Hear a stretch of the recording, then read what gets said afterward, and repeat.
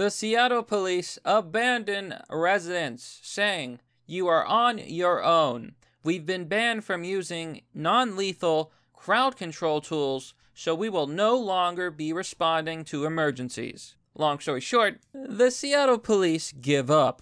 Hello everyone, this is Mr. Obvious, and today on the internet, we're going to talk about the Seattle police and the city's plan to continually reduce police, take away their ability to actually do their jobs, and there's even talk about abolishing jail. Why? Because apparently jail and laws are bigotry. So we're going to dive into this. I've got a few things to show you. I've got some documents that I think you're going to find very interesting, talking about the city's plans, the police department's reaction, and how basically people are on their own.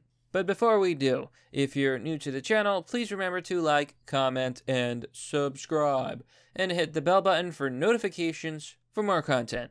And if you like the video, please consider giving it a share. The summer is getting hot, but do you have any hot new summer clothes? Introducing the Deus Volt Night Classic t-shirt. Beautifully designed, comfy for all, works on men and women. You can find a link down below in the description if you want one. So we're back here and we've got a few things to go over. Here you can see on Zero Hedge, Seattle police abandon residents as Antifa uses Twitter, Facebook to organize nationwide protests. Now the first thing we need to do is look at the police's message to the people. Here you can see with Christopher F. Rufo, who he's the director of the Discovery Institute Center on Wealth and Poverty, a contributing editor to the City Journal, blah, blah, blah. He's basically a sort of journalist, and he's done a lot of research looking into these documents. So here we go. The Seattle police chief is sending out letters telling residents, quote, "We cannot enforce the law.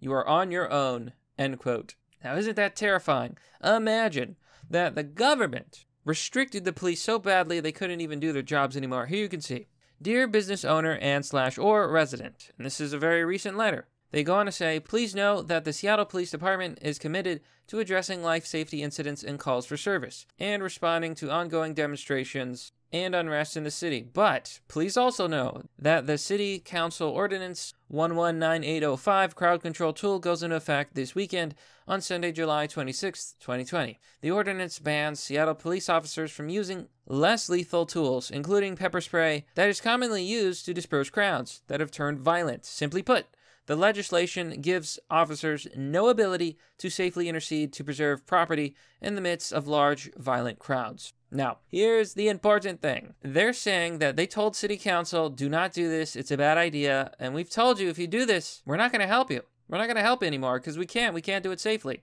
Here they say, "For these reasons, the Seattle police will have an adjusted deployment." In other words, I'm not doing it. "In response to any demonstrations this weekend, as I will never ask our officers to risk their personal safety to protect property without the tools to do so in a safe way." So, the police have been crippled by the Seattle politicians, by the government. Democrats, mind you, the same Democrats that let violent left-wing protesters and organizations like Antifa and BLM riot in the streets and burn down the city. There's been chaos, there's been shootings, there's been victims. And yet, what do these scummy Democrats do? They bend the knee to protesters who turn into violent rioters and looters. And now the police have said, if you're going to take away our non-lethals, this is what lets us safely disperse violent crowds, we're not going to respond. You get what you deserve. So at the same time that this is happening, groups like Antifa, these left-wing, and I'm going to say they're extremist groups because they're very extreme, are rallying all over the United States. For example, the Portland-based Pacific Northwest, PNW, Youth Liberation Front, which describes itself as a decentralized network of autonomous youth collectives dedicated towards direct action towards total liberation. That kind of sounds like, I don't know, terror?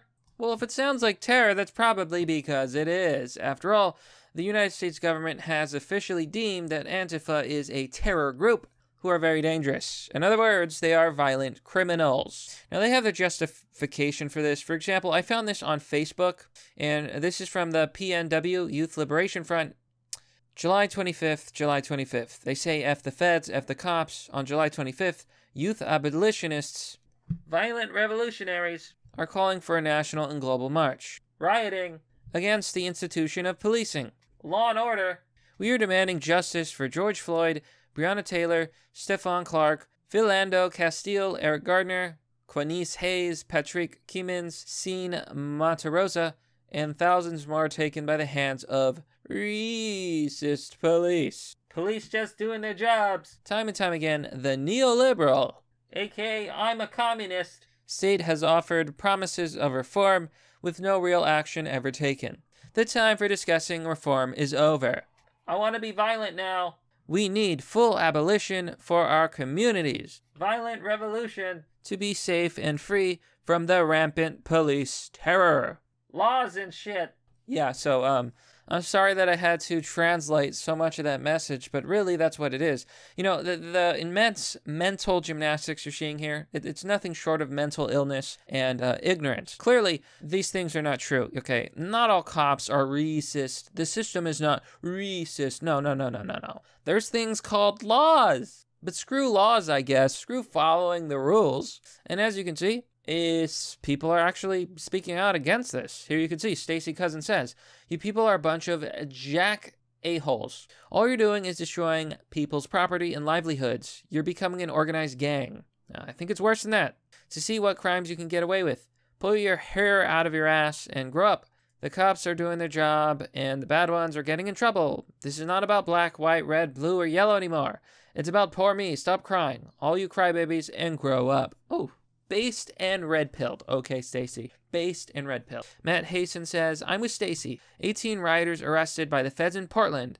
Please don't ruin your life by becoming an early felon.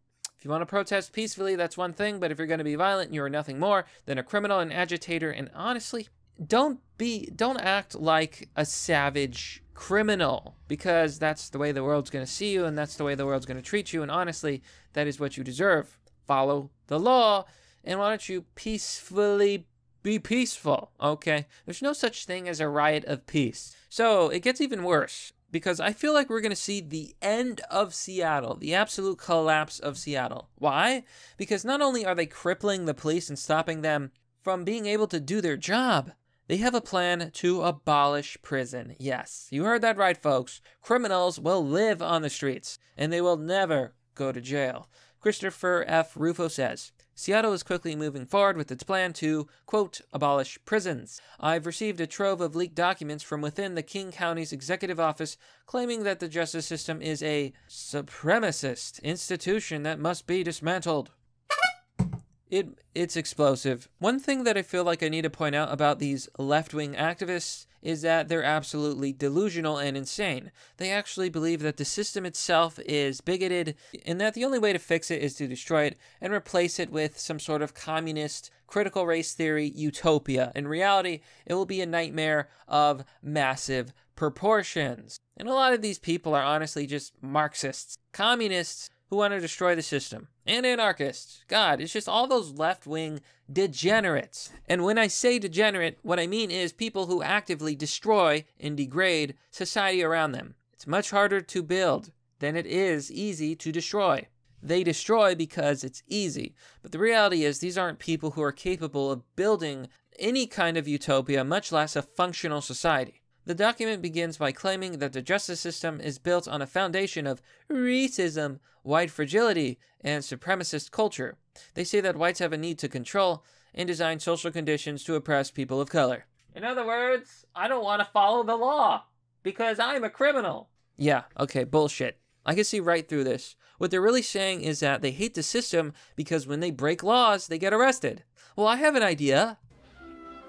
Stop breaking the law, asshole! But of course, that's too hard. That's too hard for them. You can see their little, there's no logic here. It's literally delusion and brainwashing. This is Marxist propaganda, okay?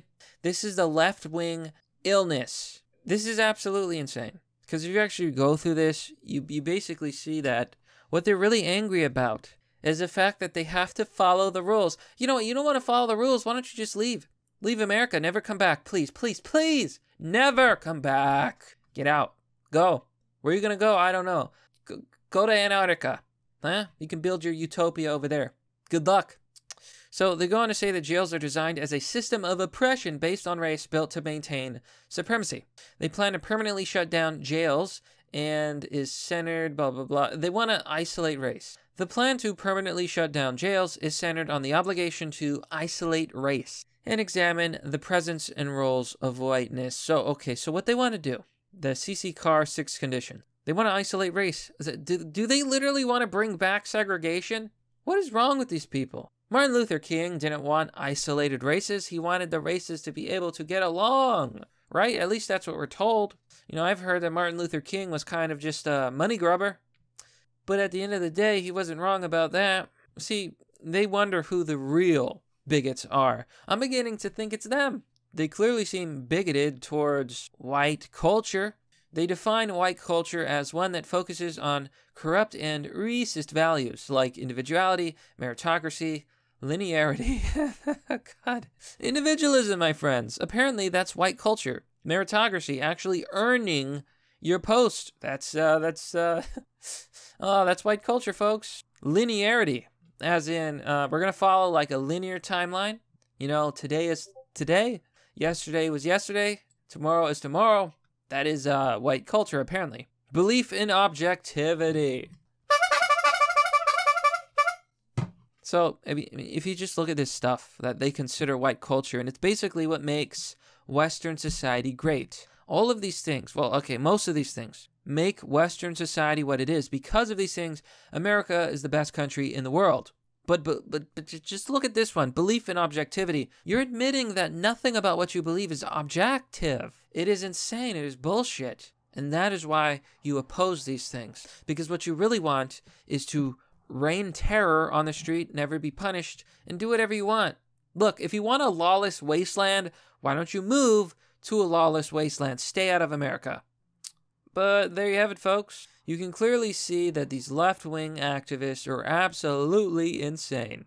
Even the West Precinct, SPD HQ in Seattle, have boarded up the police station and erected concrete barriers to keep from vandals and these, quote, peaceful protesters from breaking in. But they're not peaceful. None of this is peaceful. It's absolutely insane. And you know what? The police are saying, screw you guys, I quit. And there you have it.